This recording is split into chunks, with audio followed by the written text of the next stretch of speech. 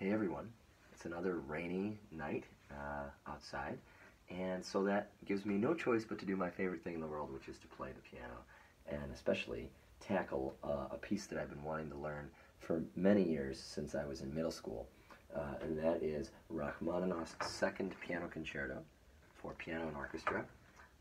It's really long. I'll never learn the whole thing. It's about 63 pages, so I'll never memorize all that and have it ready to play with a symphony orchestra, because when's that going to happen? Right? But for my own personal sense of accomplishment and enjoyment and pleasure, I am going to just learn chunks of my favorite sections that are also maybe accessible to piano players or just music fans out there who might enjoy it. And then knowing that I have to keep making these videos will give me the motivation to continue learning this. So it's good. This is almost like a fitness goal for me. You know, a lot of people post their gym progress. Well, this is going to be tackling a particularly hard piano piece that I've always wanted to be able to play. So anyway, last time I made a video before kind of explaining this. We left off with this beautiful section in the first movement.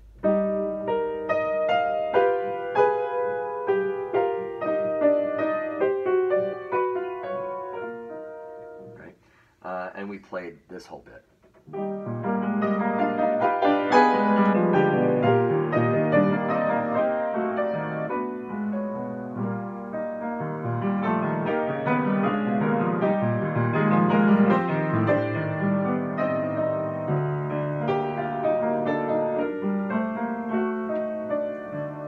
That's where we left off, right? So now I'm going to play another 2 lines of it and just sort of break down what makes it so cool. So it's kind of a free piano lesson for anybody who's maybe never heard of this piece. It's also a piano lesson for myself because I'm learning it for the first time, and this is not my score. This is the score that my little sister played in high school. She was really good and played this whole thing. She learned it, and in the margins I can see my piano teacher's old notes here, where he's warning of different pitfalls that can befall a young pianist. So I'm kind of taking notes and heeding the warnings. Anyway, here's the next section.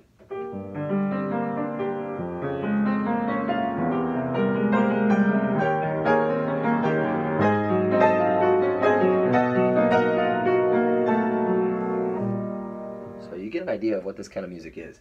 It's a lot of really romantic sounding, yearning, kind of pulling on your heartstrings, and it's swelling and ebbing and sort of climaxing and then sort of easing back. And Rachmaninoff was really into sort of a lyrical style when he wrote his big melodies, and he wrote quite a few in his piano concertos. He was talking about how a phrase of music should have a beginning and then a climax almost at the end of it, and then at the very end it should kind of ease back. And that makes sense if you're singing, right? He was thinking about singing these lines of music. So something like this. He's following his own rule, right? Because it starts like, if I was to sing this, la la la la la la, I wouldn't start really loudly and then lose my breath, right? So that's the idea. So in all of these phrases, you can just play them, you know.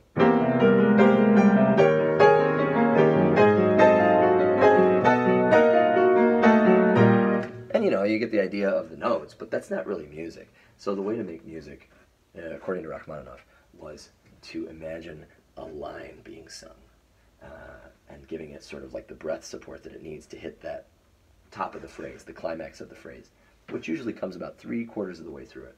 So keep that in mind when I'm playing this. Another thing is that his left hand, most composers wrote really, well, here's an example by Chopin, right? The right hand is doing all the work. The left hand is... So it's just like, the accompaniment is just solid chords. In Rachmaninoff, a lot of the times, a gorgeous melody with huge harmonies is being played in the right hand.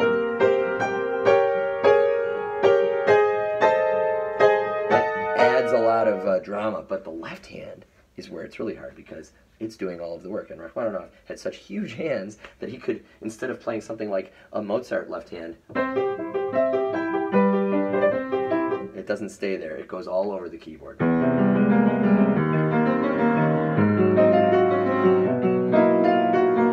That's really tricky. I just screwed that up because it's tricky. You have to jump. wait till we get to something like this. Here, I'll show you. This is the next section.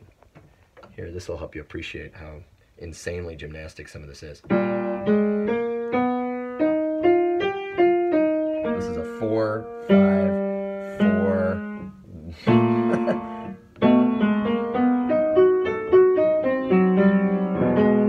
Look at that. 1, 1.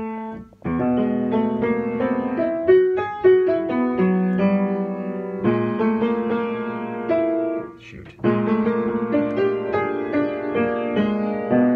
What is that? Sure asks a lot of us pianists, us mere mortals who didn't have his wingspan. He had huge hands. So it's hard. That's what makes Rachmaninoff so challenging. Because you have these big chords in the right hand and these huge spans to reach in your left hand. So here we go. Let's do the whole thing.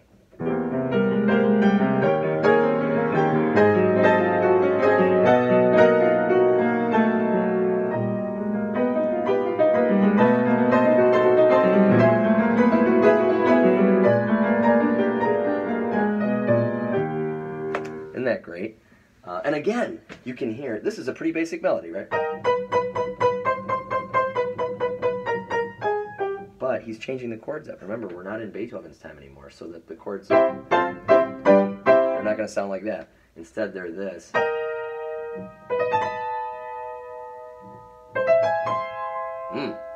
Normally, this is a C chord. But when you add this, oh, all of a sudden it opens up to this. We can go back to that. That's called an augmented chord, by the way. Instead of that, it's... And it's supposed to resolve to, usually. So what does he do, though? He goes back down to this. It's just really, really great. It's just amazing music. So I'll keep doing more of these, but this is just one little taste of how complex and rich and beautiful this is to me. And I hope that, even if you only are into this a little bit, and maybe you zone out, maybe you'll enjoy at least part of it. And if you're learning this piece on your own, maybe this is a fun thing to watch too. I'm doing it for my own personal enjoyment and edification. So anyway, hope you enjoyed. Till next time.